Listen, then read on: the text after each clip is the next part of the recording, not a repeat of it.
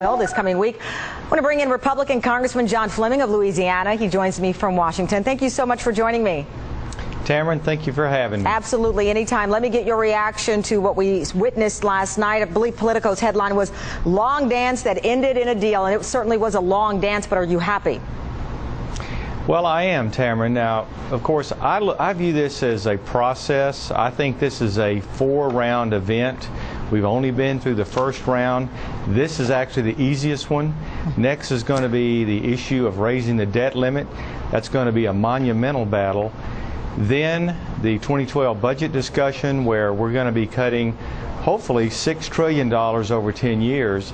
And finally, at the end, the final event is what is happening in 2012 elections, where hopefully Republicans will take back the Senate and the presidency, and we can move and advance the American agenda forward. Let me ask you about raising the debt ceiling. Are you in favor of raising it? We know that Tea Party members of your caucus want to make a stand when it comes to raising the debt ceiling. Tamron, I really think that we have got to attach a monumental change in the way we do business in Washington to any increase in the debt limit. It could be a balanced budget amendment, it could be defunding or outright repeal of Obamacare, which is toxic for our economy and our culture. But it's going to take something very different, very bold, for me to vote for any kind of increase in the debt limit. Well, obviously there are, and I won't even talk about what the other side of the aisle is saying. Within the Republican Party, there are members who say this would be disastrous. Our own Morning Joe, as you well know, a proud Republican, says that this would it would be a huge mistake here. We know what's at stake if the debt ceiling is not raised, and we're in the middle of a recovery and what that could pose for this country.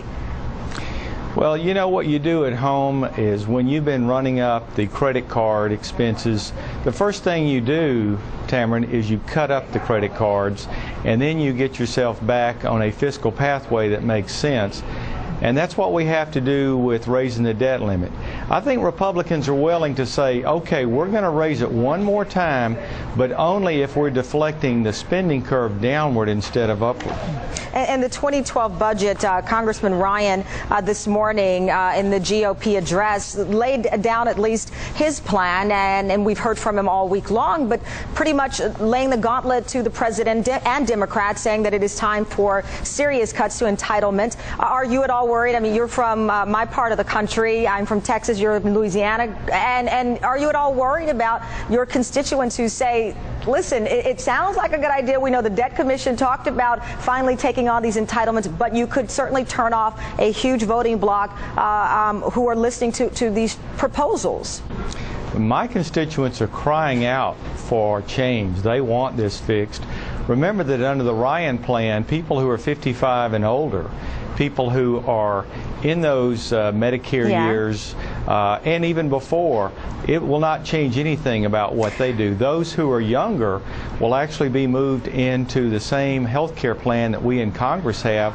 And if they are of limited resources, they'll actually get premium support. That is, the government will help them pay their premiums. Well, but let me ask you, when you saw the polling with the Debt Commission, which, by the way, Congressman Ryan voted against, and he was on the committee, when there was word of these proposals or the suggestions from the Debt Commission, you had people say, yes, I want to see cuts, I want to see changes, but just not to what means something to me, which is Medicare, Social Security as well. Well, again, if you look at the long-term issue with Social Security, all we need is minor tweaks to fix Social Security. Social Security is not our problem.